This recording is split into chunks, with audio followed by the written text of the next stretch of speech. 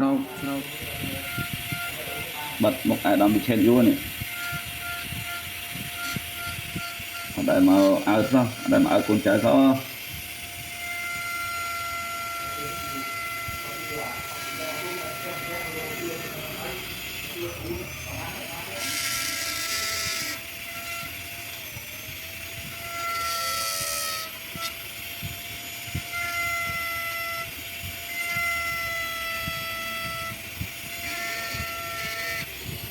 អត់ដែលមកអើកូនចៅសោះមេ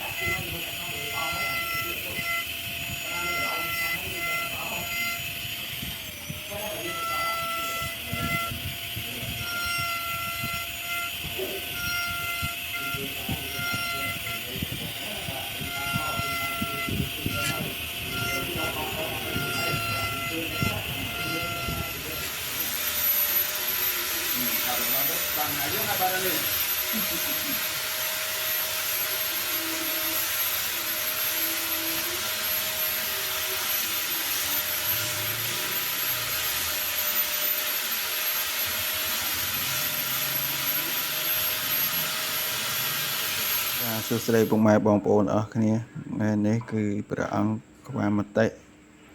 គឺមានដៃ8ឬក៏គេហៅកុហក8នេះមានបិទមុខបិទកជីបិទពីមុខបិទពីក្រោយសាងចេញពីនាងពូនក្លូតបងគាត់កំងមួយអង្គមុនហើយនេះបញ្ញាក្រងបងប៉ុន្តែគាត់កំងថែមមួយអង្គទៀតយកប៉ុនគ្នាឥឡូវកម្ពស់អីគឺប៉ុនគ្នាហើយខុសតែទំហំ